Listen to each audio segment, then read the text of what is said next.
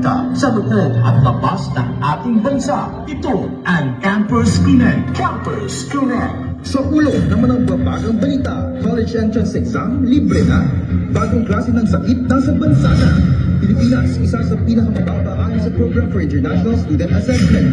2024 Digital News Report, patuloy ang pagbaba ng interes ng mga Pinoy sa balita. At natagpo ang artwork sa isang kuweba. Oldest artwork ka ba?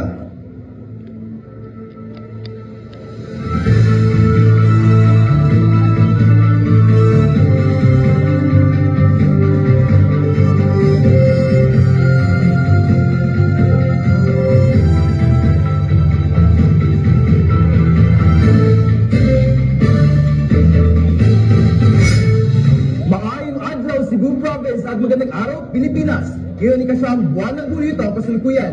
Ako si Jermaine Ravago at ito ang Campus Connect. Atin ang pasdaan ng mga tampok at mainit na balita. Good news dahil aprobado na ang libreng college entrance exam para sa mga high school graduates. Para sa ulat, lagi nagbabalita si Laika Bumela mula sa Carcar City. Magandang hapon. Magandang hapon, Laika. Ano nga ba ang ilan sa requirements para dito? Maayong adlaw, Jermaine. Ito ay para sa natural-born citizens na kasama rin sa top 10% ng qualified graduating students. Sa hirap ng buhay at liit ng kinikita ni Margarita D. Ibanez buwan-buwan, masirong ito sa naging resulta ng libreng college entrance exam para sa anak niyang magkokolehiyo na sa susunod na taon. Wow! Sure? Free entrance examination? Ako, napakalaking tulong nun sa amin. Dagdag pa niya, may tatlong anak ito na gustong mag-aral sa Carter College at dahil sa free exam for college, it can make their lives better. Ito rin ay naisabata sa ilalim ng Republic Act 12006 at may kaakibat na requirements upang libre na ang college entrance exam fee. At yan ang pinakamainit na balita sa araw na ito. Laika Brumuela, konektado sa balita. Sana all, pero Laika, linawin ko lang ano. Pwede ba ito para sa lahat ng eskwelahan? Yes, Jermaine, libre ito pang publiko man o pribadong eskwelahan para sa lahat. Maraming salamat, Laika. Nasa bansa na ang pinakaunang tala ng kaso ng Q fever. Ayon naman sa National Institute of Health, kumakalat umano ang sakit sa pamamagitan ng hangin. Ang balitang yan ihahatid ni Alexia Gonzalez. Matapos kumpirmahin ng Bureau of Animal Industry ng Department of Agriculture ang pinakaunang kaso ng Q fever sa bansa, nanigulo ng kaligtasan si Dr. Christian Dakigan, OIC ng National Veterinary Quarantine Services Division ng BAI. Infected goats have been depopulated and tracing of potentially infected animals are ongoing to prevent the spread of Q fever. Nagmula sa 94 na imported na kambing mula USA, California ang pinakaunang kaso ng Q fever sa bansa na nito lamang huli na tuklasan matapos lumabas ang resulta ng PCR test ay sinagawa noong Enero taong kasalukuyan. Alexia Gonzalez, Campus Connect. Second to the lowest ang Pilipinas. Ayan ang ayon sa PISA 2022 ukol sa report na kanilang isinagawa tungkol sa creative thinking performance. Nasa Campus Connect ang balitang yan ni Rancel Locson. Sa Program for International Student Assessment o PISA, ang 15 taong gulang ng mga estudyante ng Pilipinas ay nakakuha ng mean score na 14 sa creative thinking.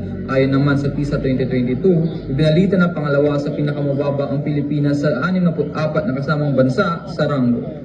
Ang tugon naman ni House Basic Education Committee Chair Roman Romulo, gusto nilang bawasan ang subjects at competencies sa matatag curriculum upang mas matutukan ng mga guro ang mga estudyante sa mga subjects kung saan sila nahihirapan. Rancel Locson, Campus Connect. Susunod, 2024 Digital News Report, patuloy ang pagbaba ng interes ng mga Pinoy sa balita. Sa pagbabalik na Campus Connect.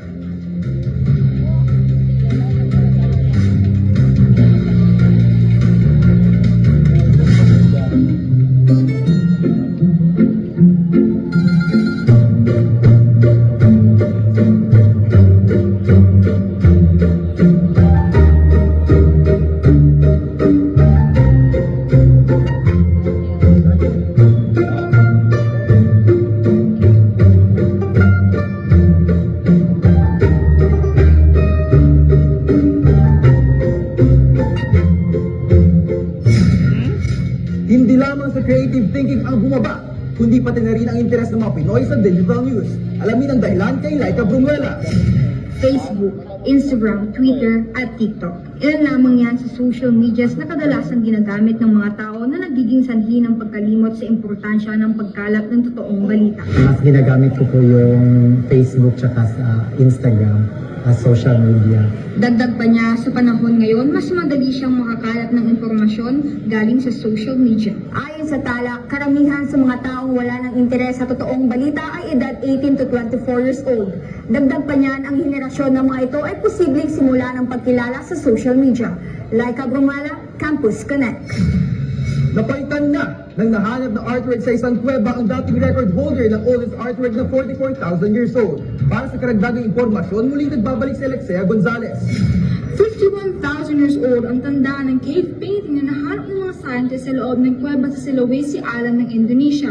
Parang baboy na nangangampun tao nangahand daw ng 3 tao ang litratong nakapinta sa cave. Ayon kay Professor Adam Brown ng Griffith University, isa sa pumunta mismo sa kuweba.